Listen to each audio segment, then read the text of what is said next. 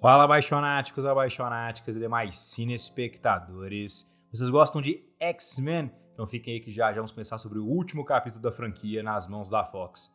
Meu nome é Pedro Santana e você está assistindo Abaixo da Crítica. Mas claro, apaixonáticos, antes de começar essa crítica, não deixe de me seguir lá no Twitter, no @abaixo da crítica ou twitter.com/abaixo da crítica, para que a gente possa interagir diretamente conversando sobre filmes e séries. Me sigam lá, eu sempre posto tudo o que eu estou pensando sobre o mundo do cinema diretamente com menos filtro do que aqui no YouTube. E também avisando, muita gente me falou sobre o estilo de gravação que eu tô fazendo nos últimos tempos aí das críticas, e agora eu vou adotar uma perspectiva um pouquinho mais orgânica para minha narração, de forma que ela vai ficar mais parecida com o que os vídeos eram antigamente. Então nós vamos ter a nova edição sem a minha face aparecendo o tempo todo, mas com uma narração um pouquinho mais, digamos, tangencial e orgânica, igual eu costumava fazer quando eu tinha duas câmeras virando o tempo todo. Mas então isso aí, fica com minha crítica de Fênix Negra. X-Men Dark Phoenix, ou X-Men Fênix Negra, é a última oportunidade que a Fox teve de trazer um filme da saga X-Men antes dela ser incorporada dentro do banner Disney, né? Evidentemente, depois da aquisição da Fox pela Disney, agora a gente vai ter uma integração dos X-Men dentro do universo cinematográfico da Marvel, mas a Fox produziu aí vários filmes dentro da saga, que foi começada por Stan Lee e Jack Kirby na década de 60, com filmes a partir do ano 2000, então tivemos, salvo engano, mais de 10 filmes, acho que 12, e dentro dessa continuidade atual,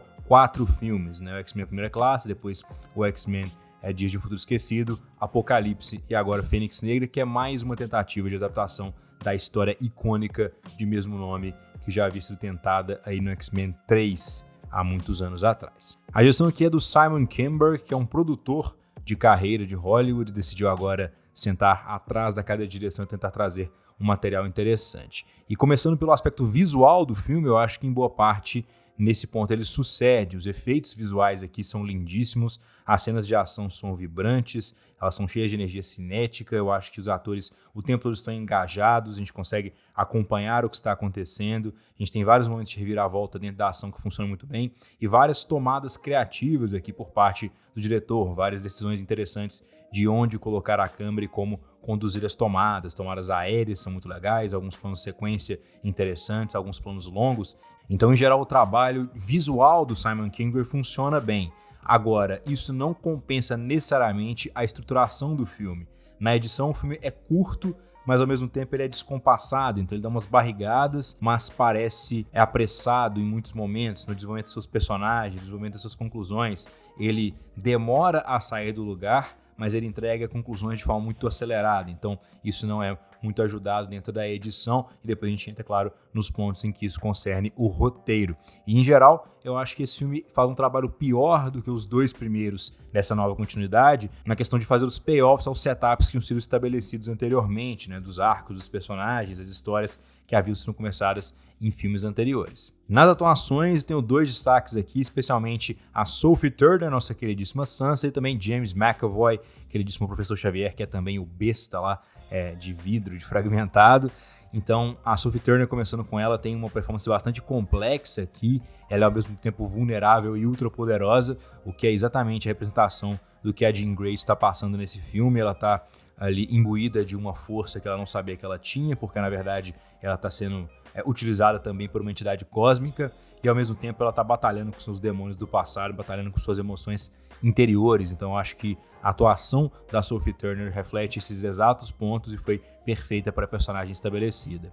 Gosto muito também do James McAvoy, eu acho que ele teve material suficiente para trabalhar em cima do Professor Xavier. Eu acho que os conflitos dele, especificamente dos filmes passados, foram trazidos aqui de forma eficiente. E, em geral, eu achei ele um bom contraponto a Jean Grey. Eu acho que ele conseguiu trazer um drama bem interessante e uma tensão dramática ao longo da narrativa que foi muito importante para que o filme funcionasse em algum nível. E um destaque negativo, a Jennifer Lawrence estava bastante no modo automático, que é o meu ver dentro do filme. Ela parece ter implorado para os produtores que eles fizessem menos maquiagem e próteses para ela, que ela tivesse menos trabalho nesse filme, que o personagem dela fosse resolvido o mais rápido possível, né? Inclusive, no trailer a gente já tem um spoiler do destino da Raven / Mystique. E ela tá completamente, assim, desinteressada dentro da propriedade. O personagem dela não tem um arco dramático muito claro, a atuação dela não corresponde muito bem às expectativas que foram delimitadas anteriormente, especialmente pelo filme X-Men Primeira Classe. Então eu acho que a Jennifer Lawrence já tá de saco cheio aí da propriedade dos X-Men, e provavelmente ela tem esse filme como sendo o último do contrato dela dentro dessa franquia, então eu imagino que ela esteja aliviada de poder tomar outros projetos fora da saga X-Men sem se preocupar com essa continuidade. E também gostaria de destacar aqui a Jessica Chastain, porque eu acho que ela foi subaproveitada em geral. Ela é uma atriz excepcional, uma das minhas atrizes favoritas, e aqui ela faz uma vilã que é um tanto quanto genérica, e ela não consegue extrair muita profundidade de uma personagem que é bastante unidimensional. Então eu fiquei bem chateado nesse sentido, já que a personagem dela tem uma motivação que é clara, mas ela não tem conflito interno quase que nenhum, ela não tem nenhuma questão narrativa que a deixasse mais interessante do que uma mera vilã genérica que fosse utilizada como efeito narrativo na maioria do tempo.